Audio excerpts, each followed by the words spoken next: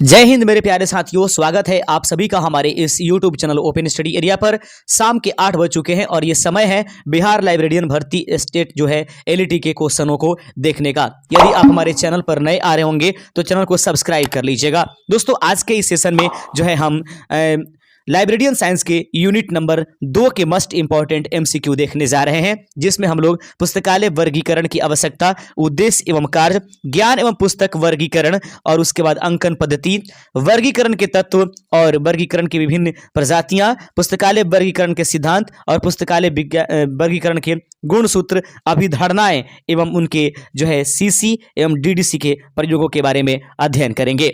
तो दोस्तों, आइए शुरुआत करेंगे अपने पहले नंबर क्वेश्चन के साथ। ये प्रश्न आपके स्क्रीन पर पहला नंबर उपलब्ध हो चुका है और पहला प्रश्न कहता है, प्रश्न है कि पुस्तकालय वर्गीकरण की मूल आवश्यकता क्या है? What is the basic need of library classification? इस प्रश्न का सही आंसर आप लोग फटाफट हमें कमेंट करते रहिएगा। जितने अधिक संख्या में आप हमारे साथ जुड़े रहिएगा उतना ही ज्यादा हम इंटरेस्टेड रहेंगे, और जरूर लाइक और सब्सक्राइब करके इसको आगे बढ़ाते रहिएगा ताकि हम लगातार वीडियो देते रहें। यदि आप जो है थोड़ा सा पीछे हटिएगा तो हम भी पीछे हट जाएंगे। दोस्तों, यदि चाहते हैं कि आपकी क्लास लगातार बने रहे तो आप शुरू से अंत तक आकर के क्लास में बनिए और डेली बाय डेली जो है 8 बजे जुड़िए, हम आपकी मदद करेंगे। तो प्रश्न, पुस्तकालय वर्गीकरण की मूल आवश्यकता क्या है? What is the basic need of a library classification? इस प्रश्न का सही आंसर है प्रश्न का ऑप्शन नंबर बी, ज्ञान को व्यवस्थित करना पुस्तकालय वर्गीकरण की मूल आवश्यकता के रूप में जानी जाती है। ऑप्शन नंबर बी इस प्रश्न का सही आंसर हो जाएगा। दूसरा नंबर क्वेश्चन है कि पुस्तकालय वर्गीकरण का मुख्य उद्देश्य क्या है? What is the main objective of library classification? पुस्तकालय वर्गीकरण का मुख्य उद्देश्य निम्नलिखित में से क्या है? सही आंसर है दूसरे का ऑप्शन नंबर सी, सूचना की शीघ्र प्राप्ति। याद रखेंगे, पुस्तकालय वर्गीकरण का मुख्य उद्देश्य क्या है? सही आंसर है सूचना की शीघ्र प्राप्ति जो है वह पुस्तकालय वर्गीकरण के मुख्य उद्देश्य के रूप में जाने जाते हैं। तीसरा नंबर क्वेश्चन आपके सामने है। प्रश्न नंबर 3 कहता है, वर्गीकरण का कौन सा कार्य पुस्तकों के स्थान निर्धारण से जुड़ा हुआ है? वर्गीकरण का कौन सा कार्य पुस्तकों के स्थान निर्धारण से जुड़ा हुआ है? Which function of a classification is related to fixing location of books? वर्गीकरण का कौन सा कार्य पुस्तकों के स्थान निर्धारण से जुड़ा हुआ है? सही आंसर है तीसरे नंबर प्रश्न का ऑप्शन नंबर ए, सेल्फ व्यवस्था। याद रखेंगे, सेल्फ अरेंजमेंट जो होती है वो वर्गीकरण जो पुस्तकों के स्थान को निर्धारित करने से जुड़ी हुई है। ऑप्शन नंबर ए, यदि आपने भी आंसर किया है तो आपका आंसर सही हो जाएगा। बिहार लाइब्रेरियन भर्ती 2026 यानी एग्जामिनेशन एलईटी के लिए आप अभी फिलहाल यूनिट नंबर 2 लाइब्रेरियन साइंस के देख रहे हैं। यदि चैनल पर नए आने चैनल को सब्सक्राइब जरूर करते चलिएगा। ज्ञान वर्गीकरण से क्या अभिप्राय है? What is the meant by knowledge classification? ज्ञान वर्गीकरण से क्या अभिप्राय है? What is meant by knowledge classification? भाषा आधारित वर्गीकरण, विषयों का तार्किक क्रम, आकार आधारित वर्गीकरण या लेखक आधारित वर्गीकरण? तो दोस्तों, इस प्रश्न का कि ज्ञान वर्गीकरण से क्या अभिप्राय है, चौथे नंबर प्रश्न का सही आंसर हो जाएगा ऑप्शन नंबर बी, विषयों का तार्किक क्रम जो होती है ज्ञान वर्गीकरण से मतलब रखता है। ऑप्शन नंबर बी इस प्रश्न का सही आंसर था। आप शुरू से अंत तक हमारे साथ जरूर बनते रहिए। दोस्तों, एक भी क्वेश्चन को छोड़ करके नहीं हटिए, यूनिट बाय यूनिट क्वेश्चनों को हम लेकर के चल रहे हैं। पुस्तक वर्गीकरण मुख्यतः किस पर आधारित होता है? पुस्तक वर्गीकरण मुख्यतः किस पर आधारित होता है? Book classification is mainly based on, book classification is mainly based on, पुस्तक वर्गीकरण मुख्य रूप से किस पर आधारित होता है? पांचवें नंबर प्रश्न का सही आंसर है कि पुस्तक वर्गीकरण दोस्तों वह विषय अर्थात सब्जेक्ट पर जो है आधारित होता है। ऑप्शन नंबर बी यदि आपने किया है तो सही आंसर है। छठे नंबर क्वेश्चन की तरफ भागते चलते हैं। अंकन पद्धति यानी कि नोटेशन का उद्देश्य क्या है? अंकन पद्धति का उद्देश्य क्या है? What is the purpose of a notation? अंकन पद्धति का उद्देश्य क्या है? छठे नंबर प्रश्न के ऑप्शन आपके सामने है। विषयों को प्रतीक देना, पुस्तकों का मूल्य बताना, लेखक पहचान या नियम निर्माण? इस प्रश्न के ऑप्शन है आपके सामने। तो प्रश्न है कि अंकन पद्धति का उद्देश्य क्या है? छठे नंबर प्रश्न का सही आंसर है कि अंकन पद्धति का उद्देश्य है विषयों को प्रतीक देना। याद रखेंगे, टू सिंबलाइज सब्जेक्ट्स। इस प्रश्न का सही आंसर हो जाएगा छठे का ऑप्शन नंबर ए, इस प्रश्न का सही आंसर हो जाएगा। मेरे प्यारे दोस्तों, हम बढ़ते चलते 7वें नंबर क्वेश्चन के साथ। बने रहिएगा आप हमारे साथ, एक भी क्वेश्चन को छोड़ करके नहीं हटिएगा। इससे पहले कि हम अगले क्वेश्चन की तरफ चलें, हम आपको एक जरूरी सूचना देना चाहते हैं। यदि आप बिहार लाइब्रेरियन एग्जामिनेशंस की तैयारी कर रहे हैं तो स्टेट एग्जामिनेशंस लाइब्रेरियन के लिए art of teaching, GK, GS तथा लाइब्रेरियन जो आपके पास साइंस है उसके ई बुक तथा साथ ही साथ हमारे क्लास से जुड़ने के लिंक और महत्वपूर्ण जो लाइव क्लासेस है उनके पीडीएफ हमारी टीम आपको प्रदान करती है, जिसकी टोटल कीमत 200 रुपये आती है। यदि आपको चाहिए तो आप हमारे दिए गए इस व्हाट्सएप नंबर पर हमें व्हाट्सएप कर सकते हैं। तो 7वें नंबर क्वेश्चन के साथ चलते हैं। आदर्श अंकन पद्धति की प्रमुख विशेषता क्या है? आदर्श अंकन पद्धति की प्रमुख विशेषता क्या है? Which is the major feature of the ideal notation. आदर्श अंकन पद्धति की प्रमुख विशेषता क्या है? 7वें नंबर क्वेश्चन का सही आंसर हो जाएगा ऑप्शन नंबर बी। याद रखेंगे, आदर्श अंकन पद्धति की प्रमुख विशेषता लचीलापन। इस प्रश्न का सही आंसर हो जाएगा ऑप्शन नंबर बी। यदि आपने भी किया है तो सही आंसर हो जाएगा। 8वें नंबर क्वेश्चन की तरफ चलते हैं। निम्न में से कौन वर्गीकरण का तत्व नहीं है? Which of the following is not a element of the classification. निम्न में से कौन वर्गीकरण के तत्व के रूप में नहीं जाने जाएंगे?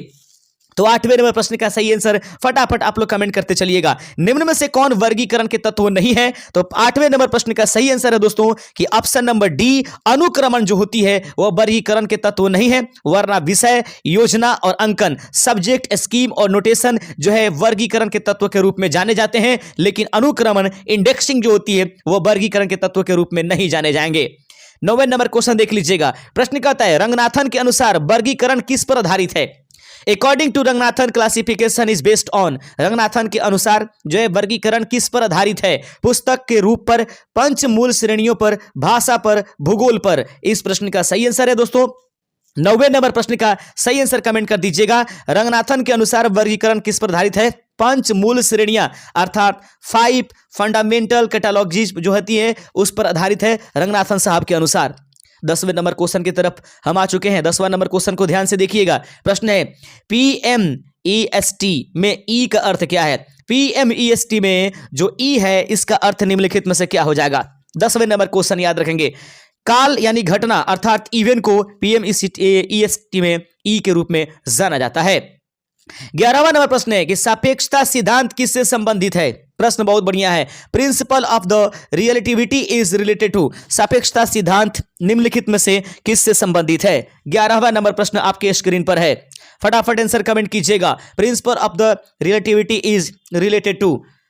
प्रश्न है 11 नंबर और 11 का सही आंसर हो जाएगा ऑप्शन नंबर ए। विषयों का पारस्परिक संबंध सापेक्षता सिद्धांत के अंतर्गत आती है। याद रखेंगे, विषयों का पारस्परिक संबंध जो है सापेक्षता सिद्धांत के अंतर्गत आती है। 11 का ऑप्शन नंबर ए इस प्रश्न का सही आंसर हो जाएगा।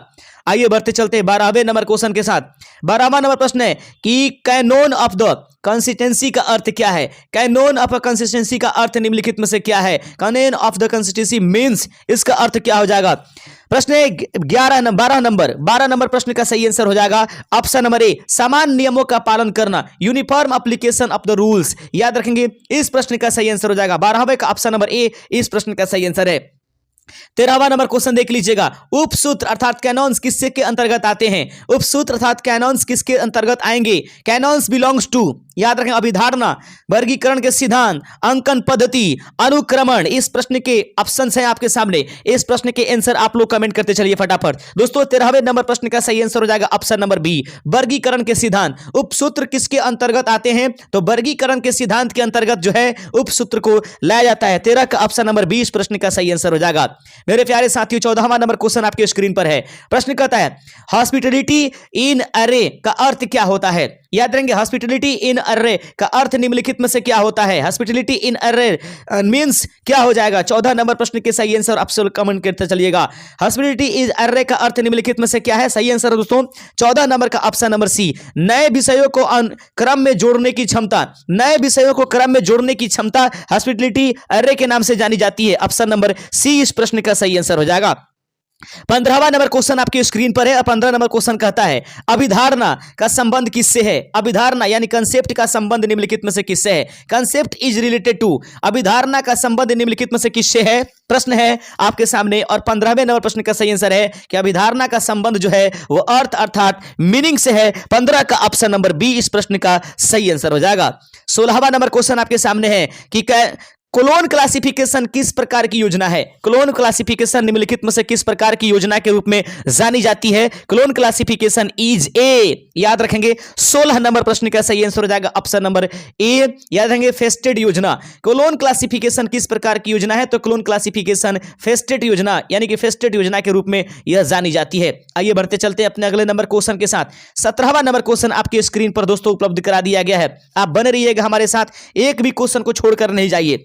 डेवी डेसिमल क्लासिफिकेशन किस प्रकार की योजना है? DDC is a, decimal classification किस प्रकार की योजना के रूप में जानी जाती है? क्या यह एक प्रकार के फेस्टेड योजना है, गणनात्मक योजना है, विश्लेषणात्मक योजना है या मिश्रित योजना है? डेवी डेसिमल क्लासिफिकेशन किस प्रकार की योजना के रूप में जानी जाती है? 17 नंबर प्रश्न का सही आंसर है ऑप्शन नंबर बी, गणनात्मक योजना है। डेवी डेसिमल क्लासिफिकेशन जो है यह एक प्रकार की गणनात्मक योजना के रूप में जानी जाती है, ऑप्शन नंबर बी। अगर आपने भी किया है तो आपका सही आंसर हो जाएगा। 18 नंबर क्वेश्चन, डबल सी के मुख्य रूप से कौन सी विधि प्रयोग होती है? सीसी में मुख्य रूप से कौन सी विधि प्रयोग होती है?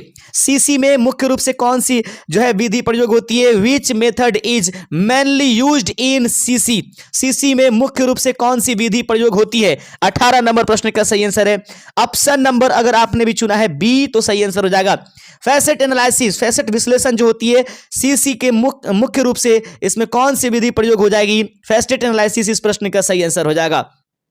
19वां नंबर क्वेश्चन आपके सामने है, डीडीसी में प्रयुक्त प्रमुख विधि कौन सी है? डीडीसी में प्रयुक्त होने वाली प्रमुख विधि निम्नलिखित में से कौन सी है? डीडीसी में प्रयुक्त होने वाली प्रमुख विधि क्या है? Main method used in DDC, प्रश्न आपके सामने दिखाई दे रहा है। 19वां नंबर प्रश्न आपके स्क्रीन पर है और प्रश्न है कि डीडीसी में प्रयुक्त प्रमुख विधि कौन सी है? Main method used in DDC. इस प्रश्न का 19 नंबर प्रश्न का सही आंसर हो जाएगा ऑप्शन नंबर सी, गणनात्मक विधि। डीडीसी में प्रयुक्त प्रमुख विधि है गणनात्मक विधि, ऑप्शन नंबर सी इस प्रश्न का सही आंसर हो जाएगा। अगला प्रश्न देख लीजिएगा 20वां नंबर प्रश्न है। 20वां नंबर, विश्लेषणात्मक संश्लेषणात्मक विधि किससे संबंधित है? प्रश्न है कि विश्लेषणात्मक संश्लेषणात्मक विधि किससे संबंधित है? Analysis synthetic and analytico and synthetic method is related to.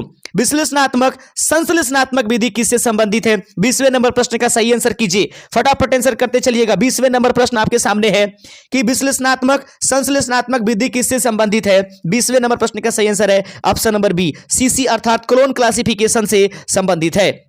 आइए बढ़ते चलते हैं, चैन इंडेक्सिंग का संबंध किससे है? प्रश्न आपके सामने है कि चैन इंडेक्सिंग का संबंध निम्नलिखित में से किससे है? प्रश्न आपके सामने है 21 नंबर प्रश्न है कि चैन इंडेक्सिंग का संबंध निम्नलिखित में से किससे है? चैन इंडेक्सिंग इज एसोसिएटेड विथ, याद रखेंगे इस प्रश्न का आंसर आप लोग कमेंट कीजिएगा। चैन इंडेक्सिंग का संबंध किससे है? इस प्रश्न का सही आंसर हो जाएगा दोस्तों 21 नंबर प्रश्न का सही आंसर हो जाएगा सीसी अर्थात क्लोन क्लासिफिकेशन से संबंधित है।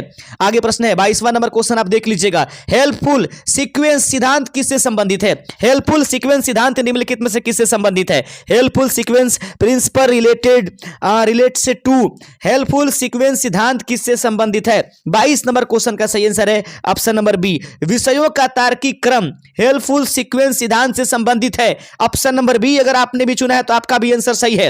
हेल्पफुल सीक्वेंस सिद्धांत किससे संबंधित है? आप लोग क्वेश्चन नंबर के साथ आंसर कमेंट कीजिएगा। सही आंसर है विषयों का तार्किक क्रम, इस प्रश्न का राइट आंसर है।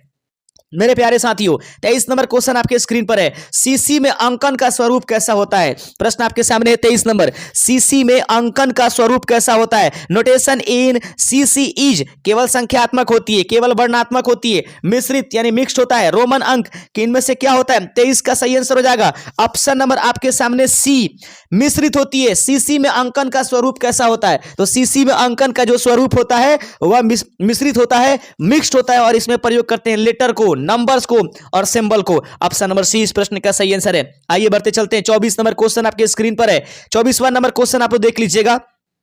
प्रश्न है डीडीसी में मुख्य वर्गों की संख्या कितनी है? प्रश्न है डीडीसी में मुख्य वर्गों की संख्या कितनी है? How many main classes are in there in DDC? DDC में मुख्य वर्गों की संख्या कितनी है? सही आंसर है दोस्तों 24 का ऑप्शन नंबर डी इसका सही आंसर है कि डीडीसी में मुख्य वर्गों की संख्या 10 है।